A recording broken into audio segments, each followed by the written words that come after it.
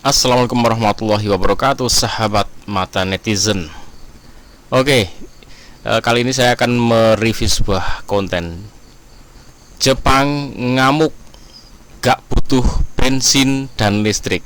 Di sini ada gambar orang Jepang, kemudian seperti sedang marah kan. Kemudian ada mobil mobil bagus. Ini berarti ini menunjukkan bahwa ini mobil produk Jepang sebagai wujud entah kemarahan entah apa, tapi ini diwujudkan dalam bentuk penemuan teknologi. Nah, ini yang sangat menarik, nggak butuh bensin dan listrik. Lantas ini apa? Jadi kalau kita seperti ini, apakah nuklir? Sepertinya kalau mobil, kalau tenaga nuklir masih belum memungkinkan ya, dengan bodi yang segitu. Tapi kalau kapal, nah itu sudah bisa untuk tenaga nuklir, karena untuk nuklir itu butuh ruangan yang besar untuk reaktornya. Tapi ini berarti bukan nuklir. Berarti kira-kira apa? Kalau gambar saya adalah solar cell. Oke, kita simak seperti apa. Oke, ini dari kontennya Bang Rindra Permana seperti Jepang ini. ngamuk nih bosku. Iya, karena sudah dipastikan dalam beberapa hari lagi Toyota akan meluncurkan mobil jawaranya di Indonesia. Dan tentu mobil baru ini didatangkan untuk menahan gempuran mobil-mobil China yang tidak ada henti-hentinya masuk tanah air. Mobil ini luar biasa karena punya fitur unik dan tingkat keselamatan tinggi. Dan mantapnya, mobil baru Toyota ini juga modelnya sangat sporty dan bisa pakai bensin ataupun tanpa bensin sedikit pun. Lalu yang istimewa, mobil ini dilengkapi dengan atap panel surya sehingga mobil ini bisa melaju seumur hidup tanpa dicas atau tanpa bensin sedikit pun jika mobil ini diparkirkan dengan terkena paparan sinar matahari. Beuh, mantep banget ya. Gimana nih China? Aman gak jantungnya? Dengan kedatangan mobil baru Jepang yang keren ini. Hehehe. Temen-temen ada yang udah tahu belum? Mobil apa sih ini? Iya, bener banget. Ini adalah mobil Toyota Prius generasi terbaru tahun 2024 yang diprediksi kuat akan meluncur di ajang Gias 2024 ini. Adapun kepastian Prius baru masuk Indonesia dapat diketahui karena tersirat pada saat presentasi PT Toyota Astra Motor di konferensi pers Gias 2024 beberapa waktu lalu. Iya, di Gias 2024 ini Toyota akan meluncurkan dua mobil baru, yaitu Toyota GR Yaris Facelift dan Toyota Prius. Kehadiran Toyota Prius terbaru dapat terlihat dalam slide presentasi Toyota yang terlihat jelas bahwa mobil yang akan diluncurkan Toyota adalah Toyota Prius.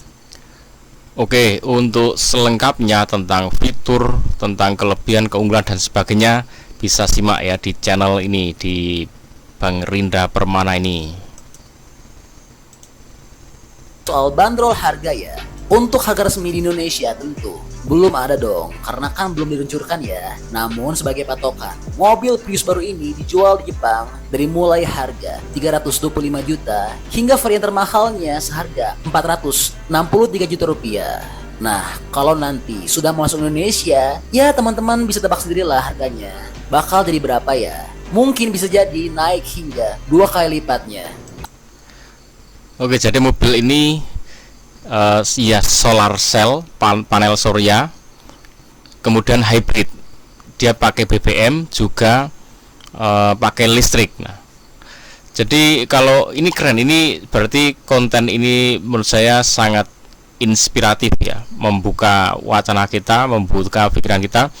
Mobil masa depan harusnya seperti ini, karena ke depan kita semakin habis ya namanya bahan bakar fosil atau bahan bakar minyak yang selama ini kita pakai. Jadi perkembangan teknologi otomotif itu seharusnya mengacu kepada listrik dan solar cell gitu ya. Nah, ini oke. Kemudian yang lebih unik lagi, kalau mobil-mobil itu kan biasanya cari tempat yang teduh, diiup-ke itu kan biar nggak kepanasan.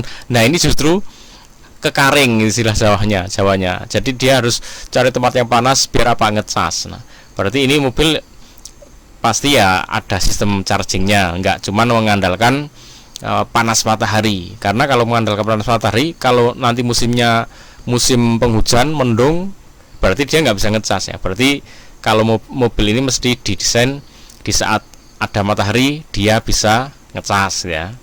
Kemudian dia juga bisa cas listrik secara manual biasa, dan juga bisa pakai BBM yang di keterangan sebelumnya saya bahas tentang hybrid. Oke teman-teman, ini sangat menginspirasi, dan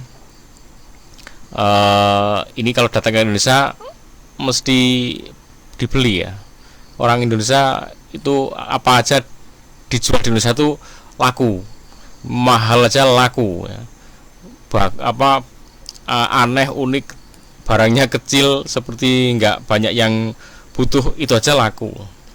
Itu luar biasa Indonesianya. Jadi biasa jadi rebutan pasar. Nah, saya tetap menunggu apa sih yang benar-benar bisa menjadi produk dari Indonesia ini sendiri.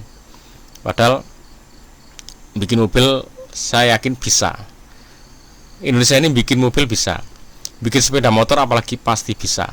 Apalagi di India itu mereka bikin spare part itu kadang barang yang ada dicontoh, kemudian dibuat cetakannya, dibikin, itu aja bisa di home industry ya. Perusahaan-perusahaan yang rumahan itu bisa. Apalagi Indonesia yang sebesar ini, yang orangnya juga sumber dayanya luar biasa, itu kalau saya yakin bisa.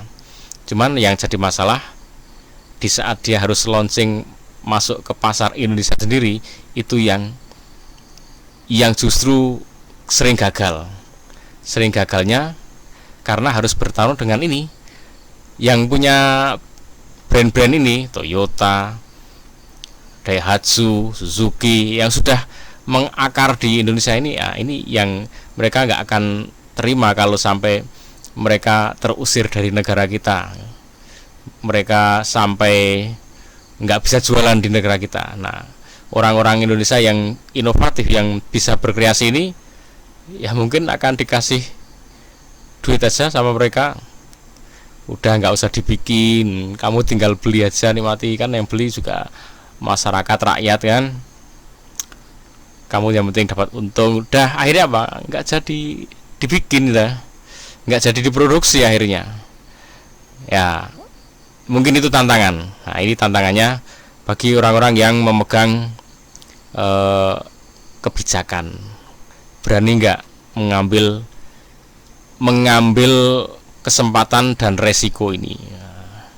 Resikonya ya kalau membuat rakyat, sekian banyak rakyat yang sejahtera, mungkin dia secara pribadi nggak begitu sejahtera ya.